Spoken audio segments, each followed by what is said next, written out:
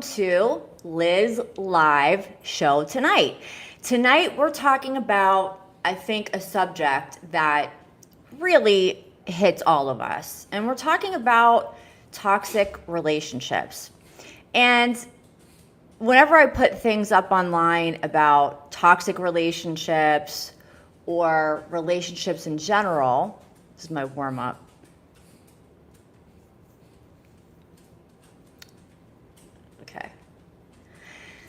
So, good evening, everybody. I'm Liz Stadtlander. It is wonderful to see everybody here. Welcome to the Liz Live show. Tonight, we're talking about relationships, everybody's favorite subject.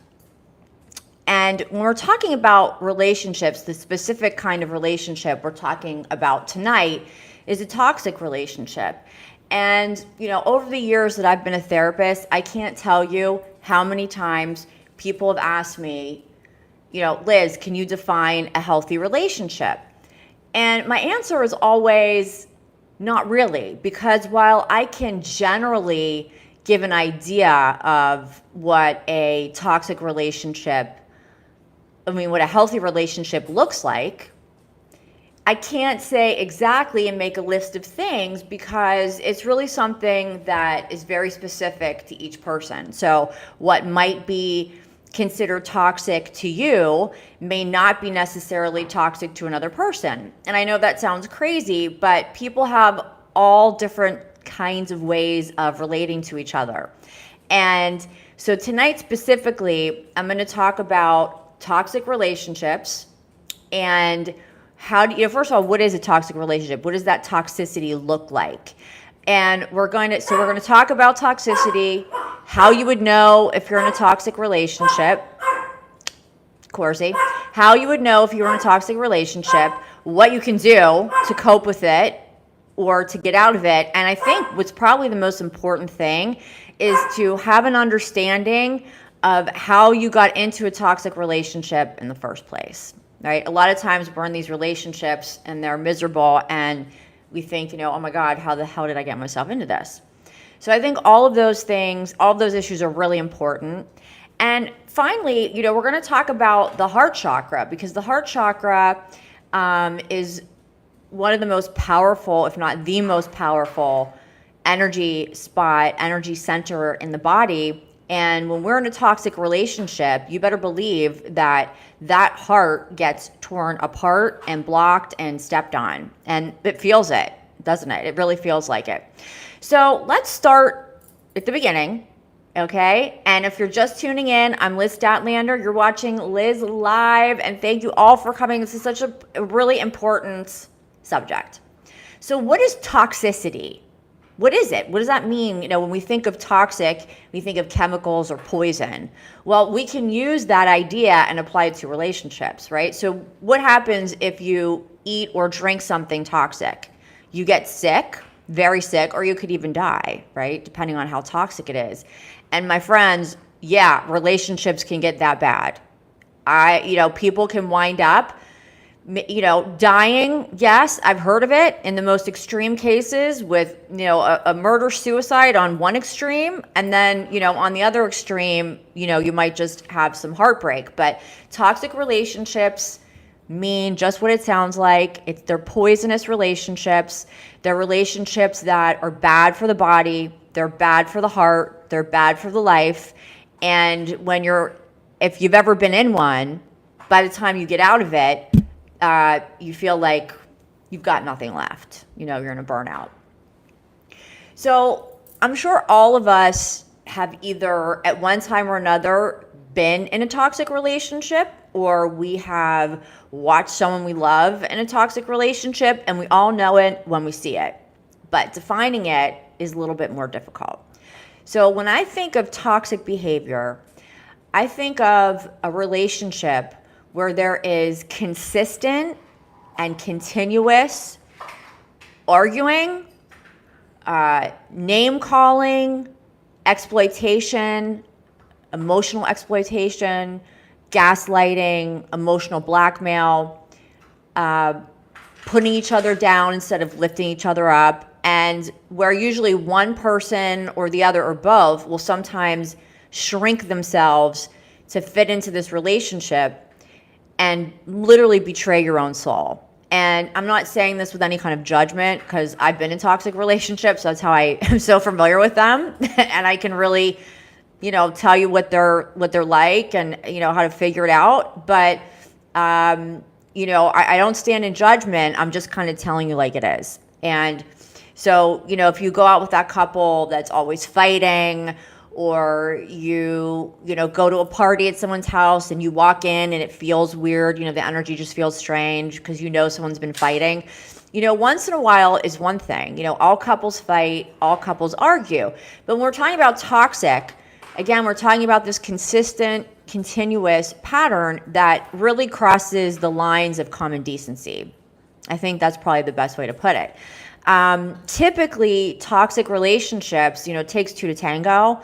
So even though we might be the better one, the nice one, the empathetic one, we may be in a relationship with a narcissist or someone who has a combination of personality disorders, and that can be male or female. There's no, people tend to think, oh, it's men, and men think it's women, and it's probably 50-50 if I had the ability to actually quantify it. So I would say we're all vulnerable and susceptible to be in these toxic relationships with these toxic patterns and dishonesties, and, more so than the content, more so than what's being said, and more so than what you may be seeing is how you actually feel when you're in these relationships. You tend to feel like you've been poisoned. You feel like you have no energy. You just don't feel good. And most people do develop a lot of physical symptoms who are in toxic relationships. But when it's a consistent and continuous pattern, that's always been in my definition. Even when I was talking about personality disorders years ago all the time, consistent and continuous indecent behavior. And while that may vary from person to person as far as what's decent, we all know what bad energy feels like. And we all know what it feels like to have our feelings being hurt. And we all know what it feels like when we're not being treated the way we want to be treated, right? So, we could all think of examples. We've either been in those relationships. Also, let me mention that not saying anything and giving someone the silent treatment for days on end, which I've worked with couples who do that, is every bit as toxic as a couple that's screaming and fighting all the time. Why? Because silence is domestic violence. When you are living with someone who is your partner, that you are living under the same roof as, and you're sharing a life with, when they ignore you and just don't speak to you and don't respond to your emotional, to your emotions, and you can't have a conversation about the relationship because every time you do, it blows up and it gets flipped on you. These are all examples of toxicity, relationship toxicity. And it doesn't necessarily even have to be romantic, although that's where I see that these relationships really explode, is in romantic relationships, because the emotional intensity is so high in romantic relationships that, often those are the ones where all these patterns really come out. But it's also between, parents and children, siblings. I've seen it between friends. And so there isn't necessarily, one type of relationship that can be toxic. Any relationship can be toxic. You could have a toxic relationship with your boss. You could have a toxic relationship with your neighbor. But the consistent and continuous pattern, because you're living with someone in the romantic sense, or maybe you have a roommate, or maybe it's your parents, but when you're under the same roof and these patterns are going on and you're being mistreated and you can never seem to resolve anything peacefully, you've got a toxic relationship. And something that can be very frustrating, I know for me, is I'm not a toxic person, and I don't know that I ever was, although I used to allow a lot of toxicity to go on. There go the dogs. Hey, quiet. We're doing so good so far. When I have tried to have decent conversations with toxic people, and I'm not toxic, that can become very difficult because you're stuck. No matter what you do or how you try to stop the momentum from escalating, sometimes you just simply can't do it. Okay, like right now. Hey. So I might have a toxic relationship with my dogs. I wonder sometimes. I think my dog Roxy is a little toxic. So how do we get into these toxic relationships? And this happens once a show, so I'm gonna have to go get the dog. Forgive me for a second. All right, you're coming with me. You can come on the show. This is Roxy, everybody. She's cute as a button, but she is like very outspoken, like her mom, I guess. So how do we get into these toxic relationships? And it all goes back to, I would say, two major things, but one more important than the other. So we get into toxic relationships when it's all we know. So if we grew up in a family where we watched our parents fighting, or even watched, one of our parents being abused, or there was a lot of physical violence in the house, or really any kind of abuse at all, be it verbal, be it sexual, be it mental, be it physical, when you're growing up around that, you are absorbing that toxic energy, literally, and toxic emotions into your being. And you're getting a very sad sort of beginning of life because you're growing up in an environment that tells you a lot of things. Maybe it's telling you how men are supposed to treat women, and if it's negative, it's not a very good message for a woman. Or if a man grows up watching his mother berate his father all the time, then again, we're all starting out seeing these very toxic patterns. Of course, we don't know what we're looking at, but if you grew up in one of those households, you can probably identify with what I'm saying. You can probably look back to your childhood and think, well, yeah, I remember, running up in my room and hiding under the covers because my parents were fighting. Or I remember the way I felt when my father's car pulled up the driveway and he was coming home, because it changed the energy of the house because he was an abusive person. Or, a lot of times there's alcohol and substances involved in your parental relationships. And you could have major traumas and financial issues or deaths. And all of these traumatic events tend to create a toxic environment for children.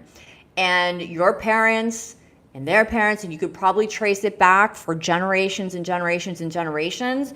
And it's up to us, conscious people who are listening to this, to be the transformers. I call us the transformers. We're the people that become aware of it, that become conscious of it, and that do something about it. You get help, you go to therapy, and you talk to somebody, and you read books, and you learn about it so that you can stop those patterns and you don't pass them down to children if you have them, or to your other relationships as you grow up as an adult.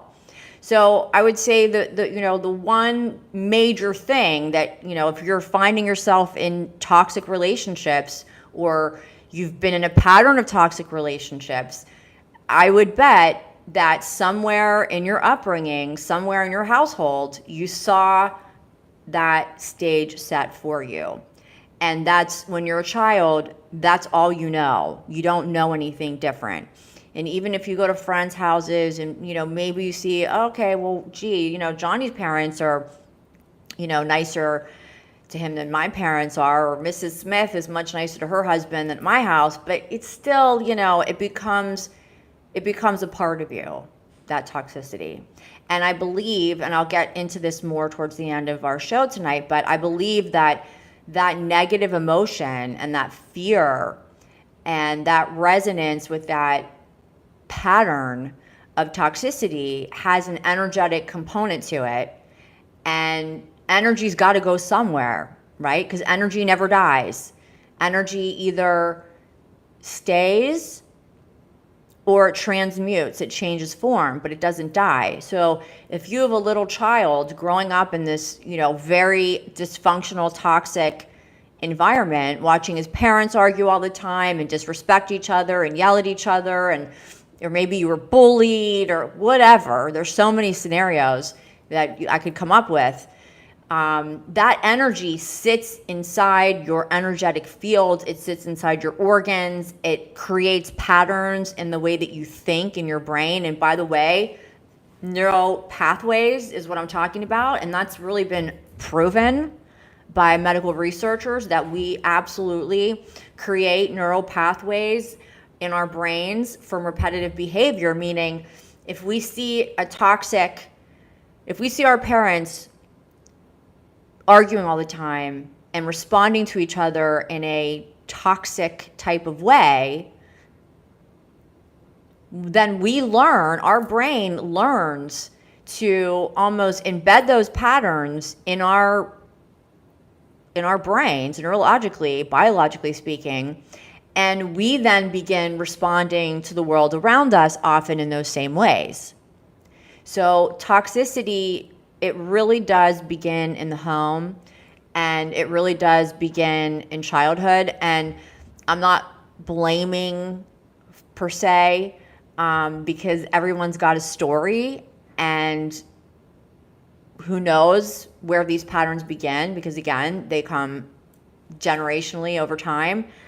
But I think now we're more aware in 2025, interpersonally anyway, we're becoming more aware and conscious of these patterns, and there's so much more information out there, and there's people like me talking about it, that we have the awareness and the consciousness and the resources to be able to, understand and identify what it is that we're experiencing and do something about it.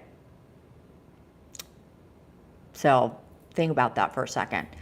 So, okay, well, Elizabeth, what's the number 2? What's the other place where toxicity is born?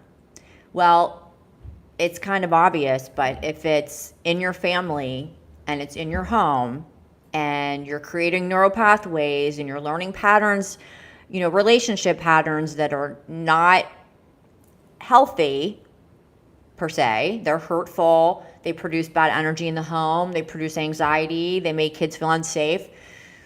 What do you think that's doing to a child's view of themselves and view of the world?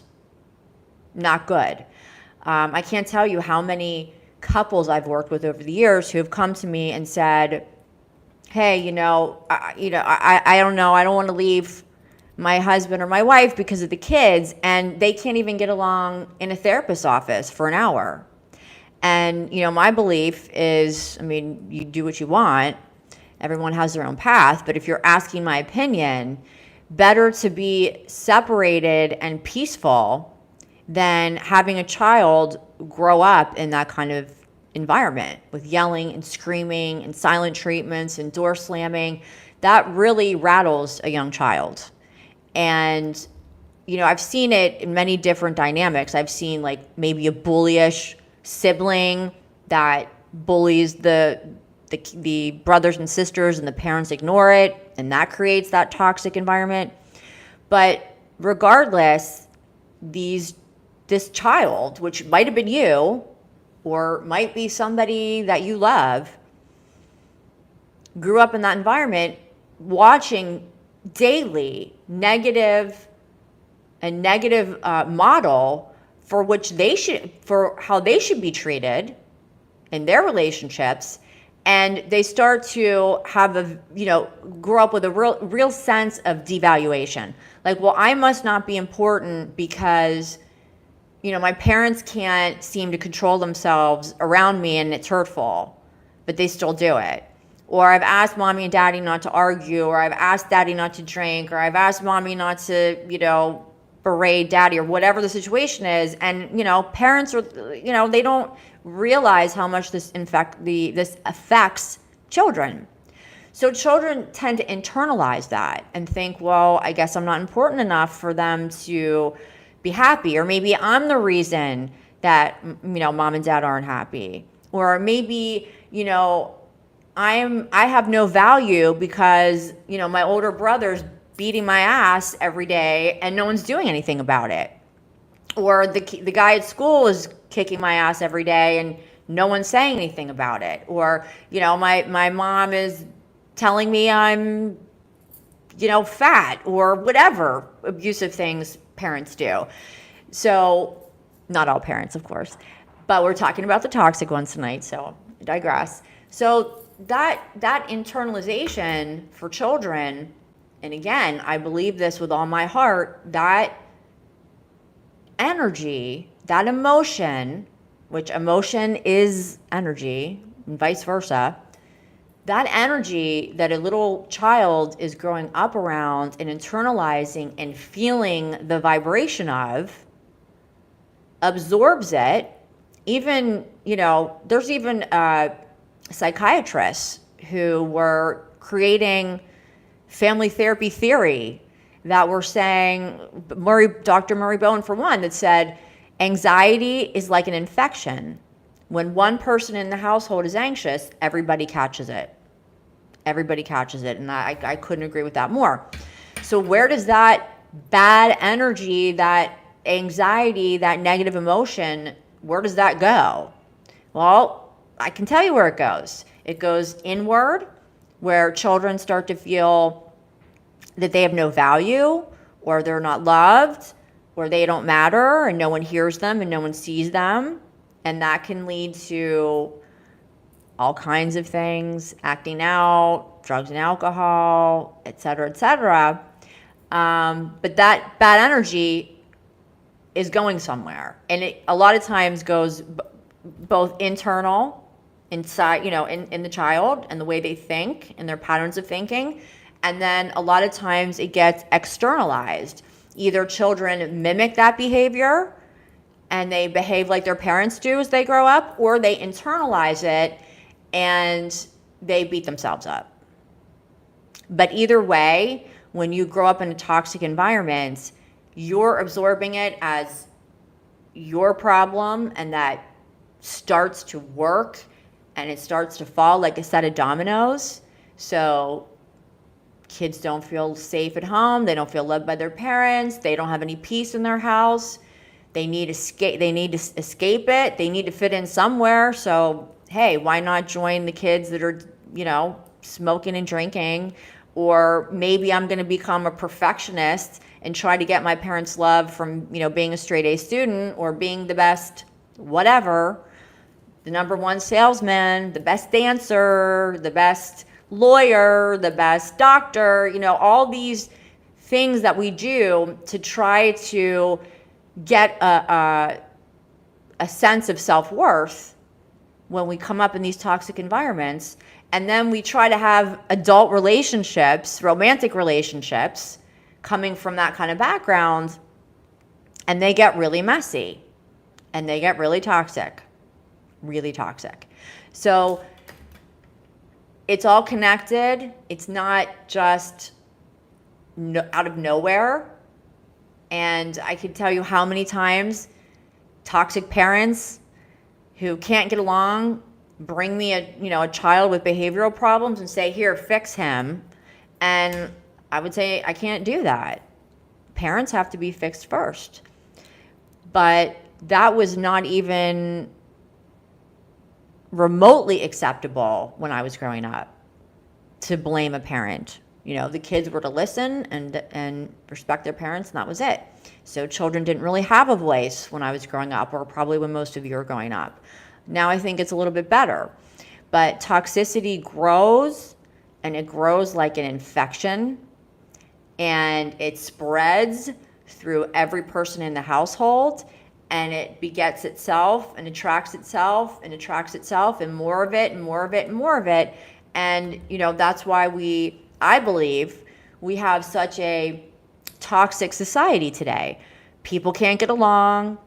They have to pick one side or the other, and everyone's bad who doesn't agree with them, and nobody has any value, or they're stupid if they don't agree with me, and people are blowing themselves up all over the world, and My God, it's crazy. Well, it all started back in the home.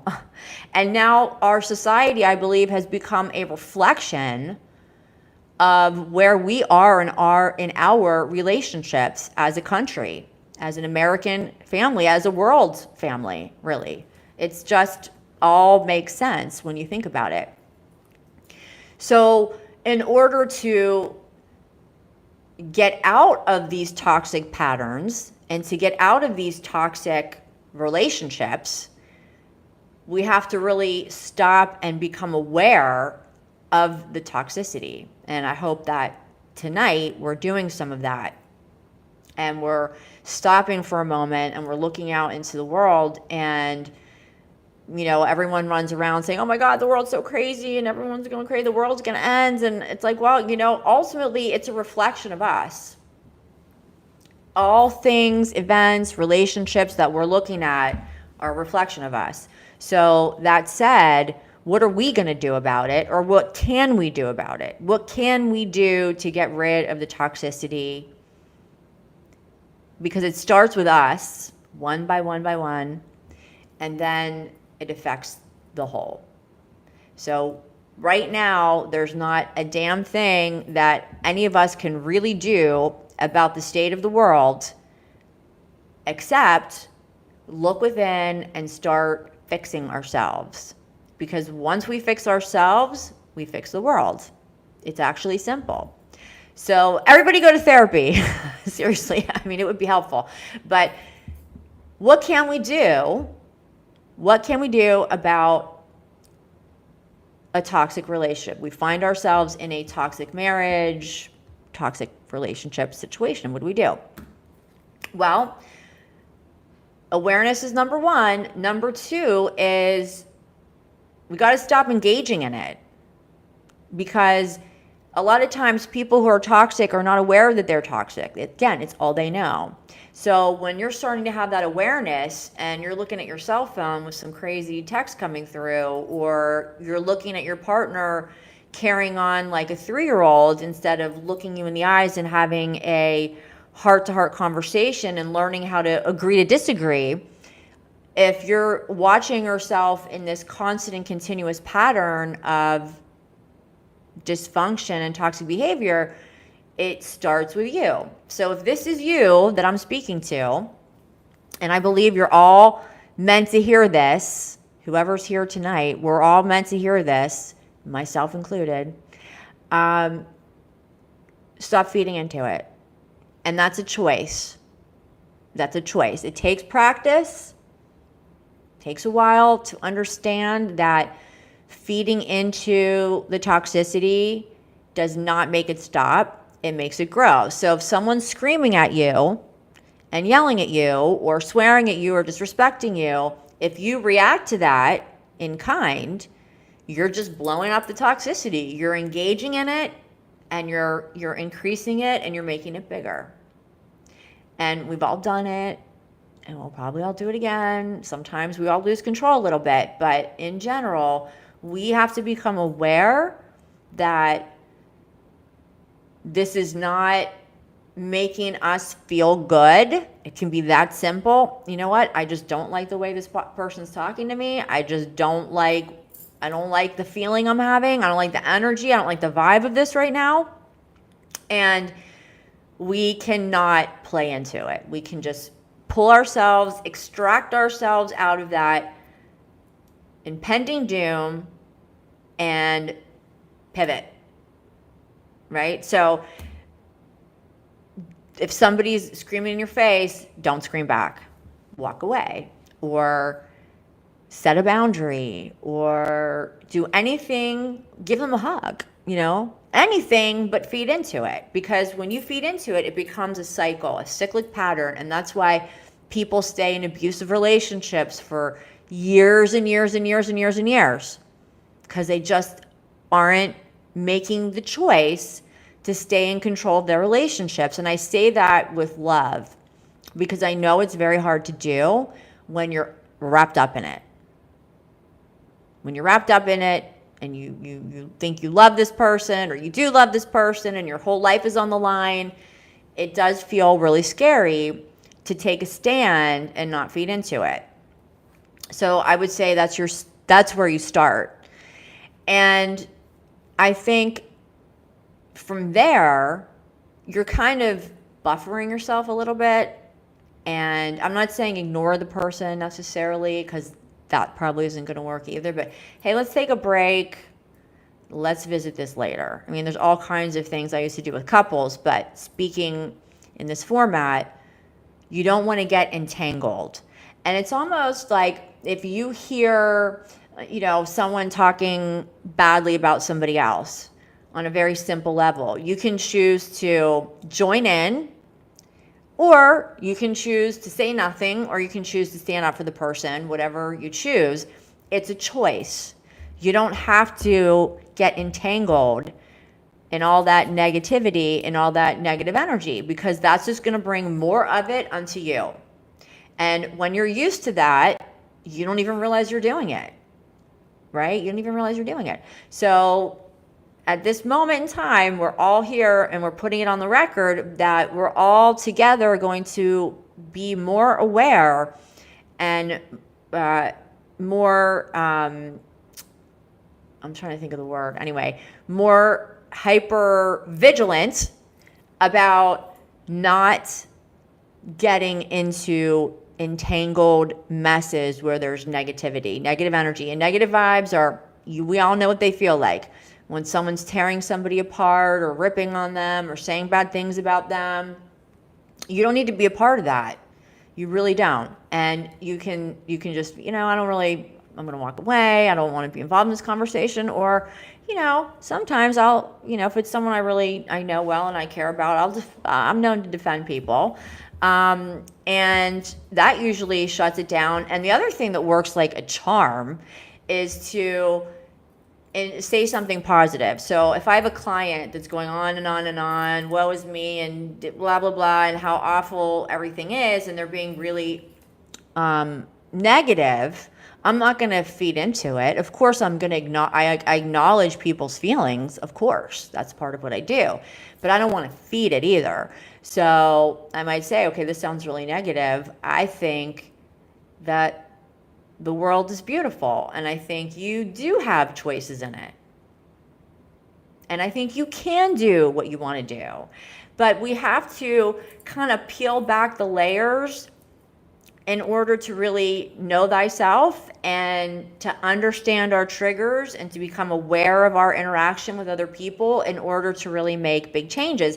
And when you start to become aware, it's like once you recognize a pattern, Daryl Anka, who channels Bashar, I don't know if any of you know what I'm talking about, but he always says, once you recognize a pattern, it's over. It's over. Once you recognize it, it's over. And if you continue in that pattern, once you recognize it, that's a choice. And as hard and rough as that kind of is to embody and believe, I agree. And when I started following that wisdom, God did my life shift for the better. So the toxic environment, the toxic relationship either makes a toxic person, or it makes a toxic view of oneself, a very toxic view. You start talking to yourself and believing negative things about yourself as though someone was telling it to you. So I think when you're finding yourself in these situations, becoming aware of it and not feeding into it are two very productive things that you can do. And then I would really start taking some time to yourself and do some soul searching and try to figure out why it is that you would rather put up with that, live like that, deal like that, than set yourself free and remove yourself from it. And 99.99999% of toxic relationships, they're like an addiction, and people, whether they know it or not, actually choose the toxicity until it gets so unbearable that either they're dragged out of it because of circumstance, or, hopefully they wake up, because no one should have to deal with that. And when you look at the world and all the stuff that's going on right now, it's so crazy. You have to stop and look within and say, is that not a reflection of the way we treat each other? And I believe in many ways it is. Ultimately, a truly toxic couple can go to all the couples therapy they want. And, change does happen. I mean, I've seen it happen. I've helped it happen. I've seen it happen. It's possible. But more than likely, if the really toxic person, I mean, you might be the feeder inner, you're feeding into the toxicity, which kind of makes you a little toxic too. Once you see that, it does become a choice, and you can do lots of therapy, but two people have to be in the same awareness and both really dislike it in order to overcome it. And yeah, it's possible.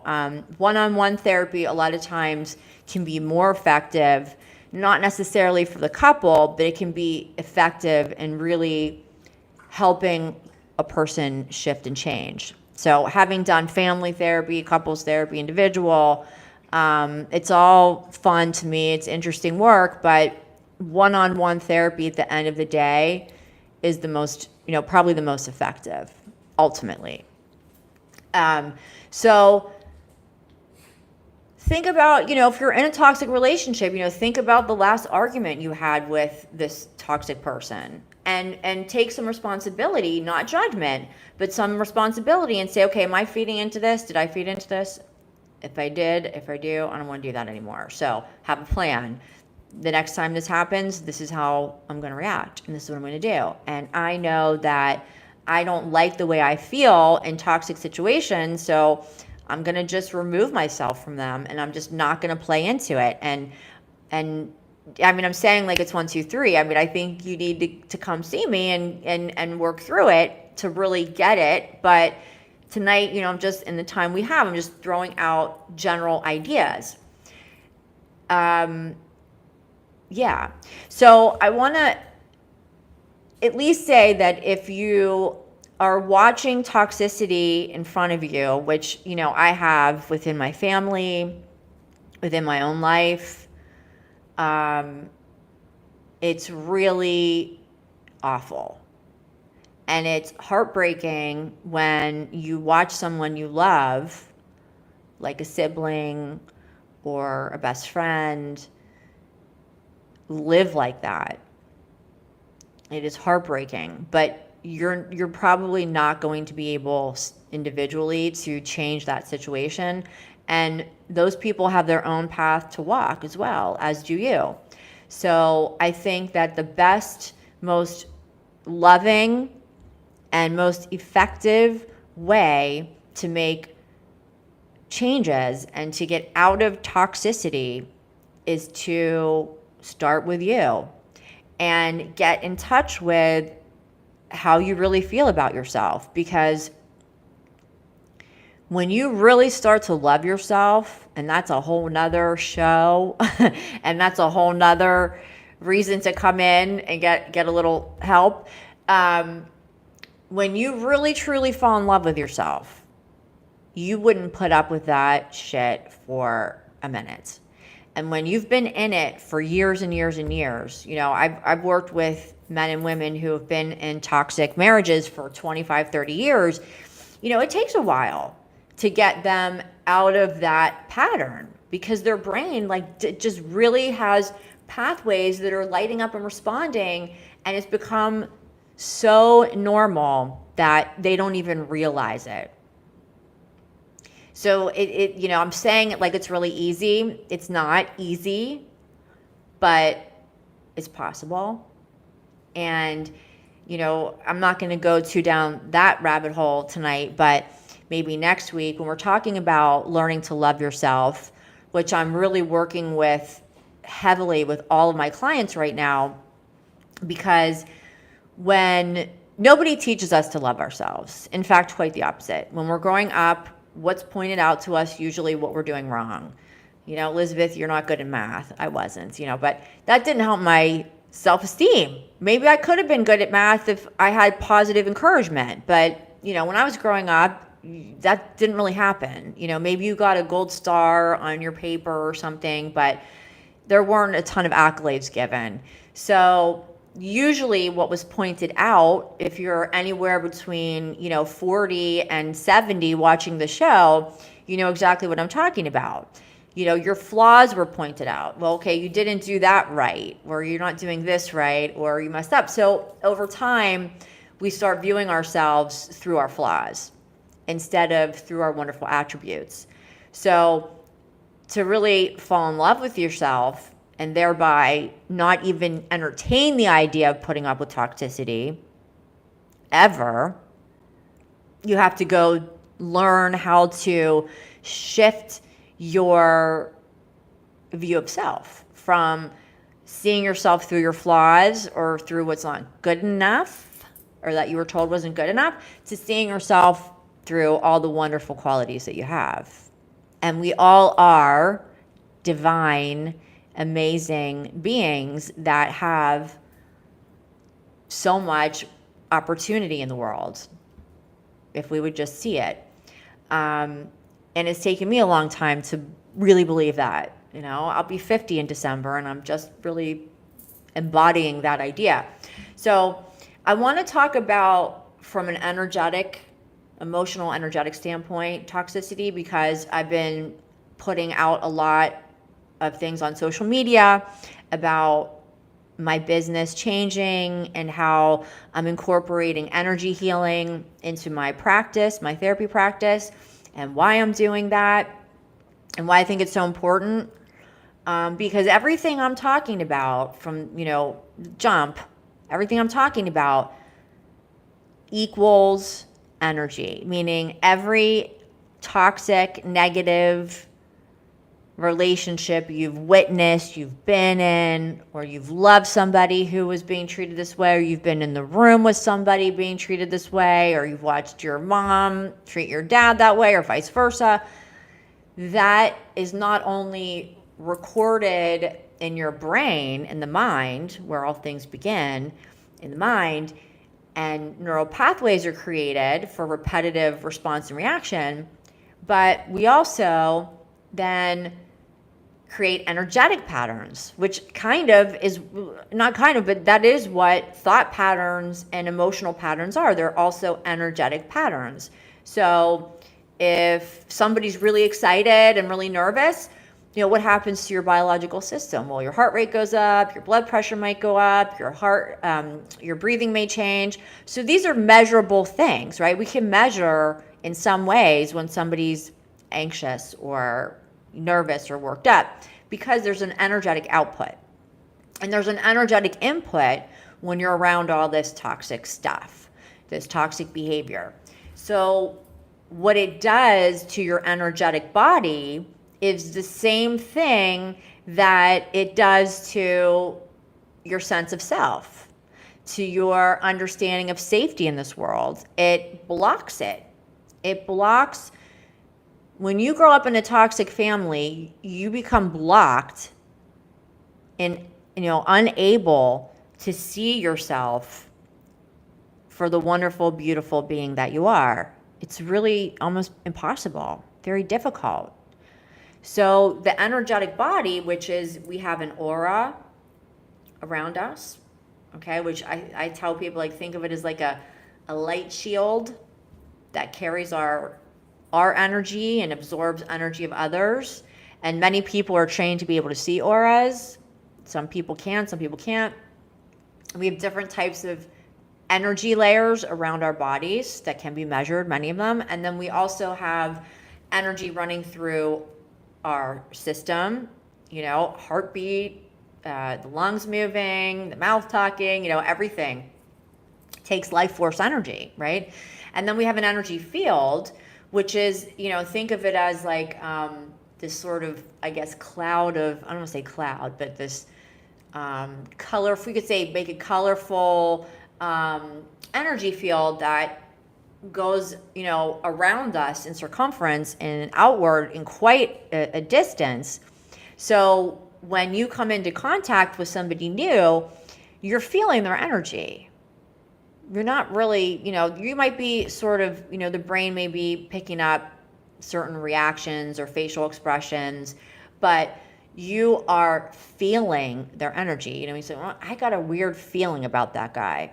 You did. Your energy went like, ooh, like, get away. Like it didn't line up with your energy. Or when you say, I don't know what it is about so-and-so, but I just get a weird feeling about them, right? You just get they have strange energy, and you're sensing that, you're feeling that through your energetic body. And we use it so much every day in our language, we don't even realize that we are all constantly reading energy all day long. We're reading our own energy, we're reading other people's energy, we're reading the energy of the atmosphere. Like, let's say it's going to rain and the sun might be out, and maybe you see a little dark cloud, and you might say, oh, I can feel it's going to rain, right? Well, you might see a little dark cloud, but the sun's out, but you get a feeling, a sense, an intuition that, no, I think it's going to rain. How do you know that? You just feel it. That's your energetic communication with the universe and the world around you. And we also are constantly doing that with other people. Like people might tune in to me right now and say, wow, I really love Liz's energy. I don't really know much about what she's saying or whatever, but I think I'll hang around and watch her because I love her energy. Where somebody else might tune into this and it's not an energetic match for them, and they'd be like, I don't know what she's talking about. She is crazy. I'm turning the station. Like that's just the way it goes. So we tend to attract energetically things that are similar to us because it resonates and it feels right and it feels good. So going back to thinking about your energetic field when you've been in toxicity, you've been in a toxic family or in a toxic marriage or a toxic romantic relationship, think about what that's doing to your energy, to your life force energy. So in Reiki and energy healing, what I do as a Reiki practitioner is I've been trained to tap into the life force energy that runs through all of us, all through living things, and be able to channel that life force energy and through me and then give it to you. And I can do this. I love it. It's really cool. And I've been practicing for like 6 years now. And it started out as something of a hobby, and then I realized how connected it was to being a therapist and emotions, and it's like all the same. And when I'm healing someone's energy, I might be channeling life force energy that's around all of us. You could all learn how to do it too, tapping into that energy and channeling it and giving it to you for any kind of healing. And of course, I focus largely on emotional healing. That's what I do. I'm an emotional healer. So when I'm reading somebody's energy field during Reiki or doing any kind of energy healing session I'm doing, I'm so sensitive and I've practiced so much that I can read people's energy field and I can read people's energy systems. And we have 7 major widely recognized energetic systems, or centers, I should say, in the body. 1, 2, 3, heart is 4, solar plexus 5, sacral 7, and root is 6. I missed something. Anyway, there's 7 of them if I miss something. I'm trying to go through it quickly so I don't bore anybody. But there's 7 major energy centers in the body. And then are many fields and layers of energy outside the body. And as an energy healer, what's really cool is that I can, by doing my energy breathing and session on you, I can go into your energetically, I can see into your energetic systems and body, and I can see where the blockages are. And each one of our energy centers represents a different kind of emotion. So, for example, when I see someone with a blocked heart, which, would be something that you would definitely see in a person in a toxic relationship or who's been through a toxic relationship, it looks kind of like what I see in my mind is, if you think about like a coronary artery being blocked, it's like a buildup, right, of plaque, and it's like a literal block, and it blocks the blood from circulating properly and can cause a heart attack.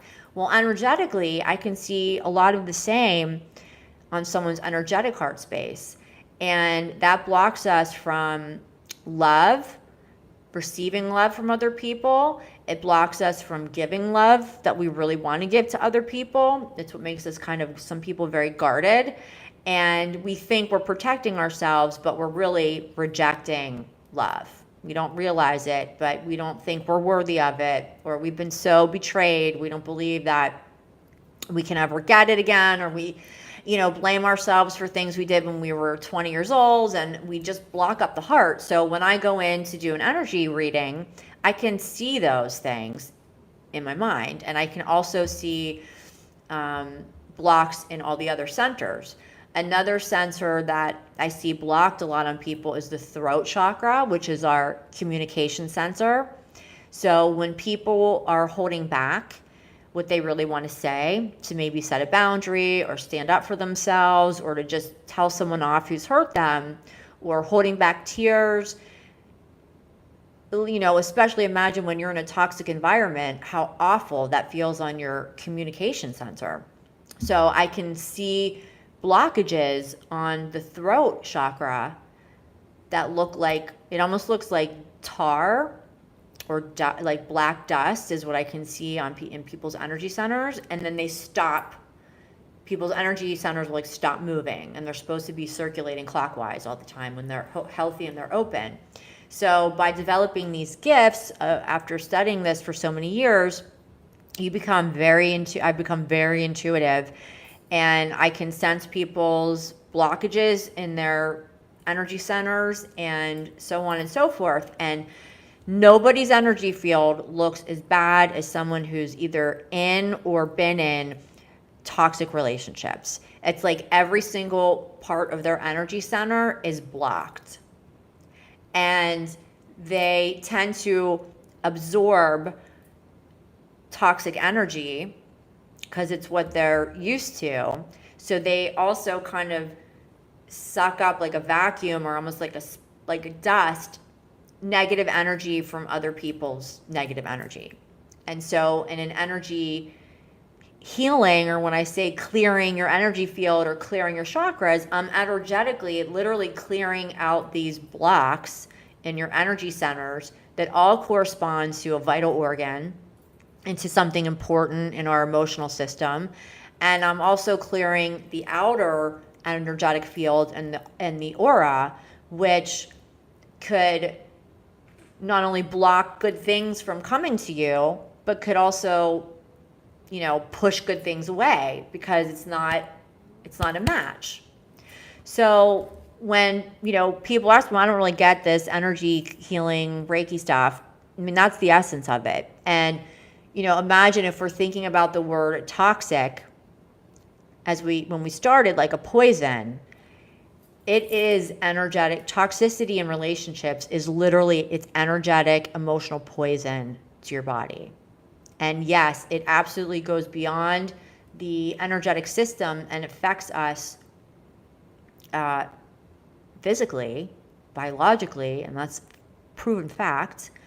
Anxiety and depression and overthinking are like through the roof from what we see from the latest statistics in mental health. And we're also seeing a lot of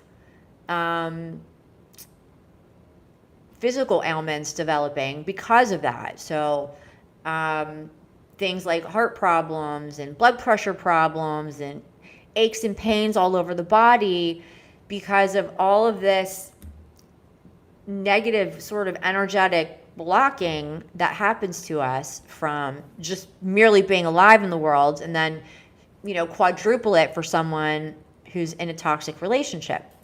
So if you're in a toxic relationship right now, or you've been in a toxic relationship recently, or haven't had a successful relationship since you had a toxic relationship, or feel very afraid of getting involved in close relationships of any kind because of being hurt and betrayed by toxic people, you're the perfect and the best thing you could do for yourself, honestly, even more so than therapy, to start would to get an energetic cleansing and clearing and reset. Because if you go to therapy, such a mess like that, sometimes you're not going to want to open up to me. So what I find is when I do a little bit of Reiki for people in a session, they feel so much more relaxed. They're not anxious. They're focusing better, and we're able to have an amazing, beautiful, deep, and meaningful conversation that really brings about change. And I get the most amazing feedback from my clients that I even can't believe. Like, I can't believe that I helped you that much. It's like magic. So anyone listening, I can't beg you, but I can't tell you how badly I would just love to clear your energy for you, because I know how it would change so many things for you. And if you are in a toxic relationship and I was able to give you an energetic healing, you're not going to want to stay in that environment, because you're going to get to feel what it really feels like to feel like you. Because all of these toxic relationships and toxic people and toxic patterns and toxic blockages in our emotional systems and our energetic systems, they really they weigh us down, and they disconnect us in such a profound way from who we really are and what our joyful birthright really is. We can't even, that probably sounds like craziness if I say a joyful birthright, because you tend to think, oh, I'm here to struggle and I guess my life's always going to suck, and no, it isn't. So there is hope, and there are ways of starting to change your situation. So that said, what a great show. I hope you guys enjoyed it. It was really great to talk about this subject, and I really hope that, I'm asking you to please share this video with someone who you think could really use it, even if it's not you. This could be very awakening and very eye-opening for people who are in toxic situations. So please remember to like this video. It's really important for me to be able to continue doing this and doing more of it. Please make sure you subscribe to this channel. You just click a red button that says subscribe, and that helps put us further out in the algorithm so we can help more people. And knowing that you'll be a part of that is even more exciting. And please follow me on social media. All my links are right on my YouTube page. So you can click right through to Instagram and follow me and like it or whatever. You can do the same thing on Facebook. And it really does make a difference. And it's a way that you can feel like you're also contributing and helping to people who really need it right now, who may be blinded by the toxicity. And something like this might actually wake them up and remind them that there is hope and there is someone out there who's eager to help. So I hope you will do all those things for me, please, pretty please. And every Monday night for the next 6 weeks, at 7:30 on Zoom, I am doing a chakra reset. So our first week was 2 days ago. It was amazing. It was beautiful. And we did like a whole body, Reiki healing and a meditation. And then starting next Monday, each week we're going to go chakra by chakra. So it's actually the next 7 weeks. And what we're going to do is while we're focusing, let's say we're focusing on the heart chakra, while I'm giving Reiki and clearing people's heart space, I'm also going to be having you engaged in a beautiful meditation and also asking a lot of therapeutic questions to help you connect more profoundly to yourself and love yourself more, which means more love and light in the world, which is an amazing thing. And so that's Monday nights, and I hope you'll join. And again, you can purchase entry right on my website, or give me a call if you have any questions about it. And if you bring a friend, both you and your friend get $20 off. So that's very exciting too. So the more people we can get out to, the more people we can help, and the more we can change the world. And then we have our Wednesday nights and 6 o'clock every Wednesday evening. And I hope that you will book a session and experience being truly uplifted. It is an amazing, amazing experience. And I would love for all of you to experience that. So with that, I bid you all a beautiful evening.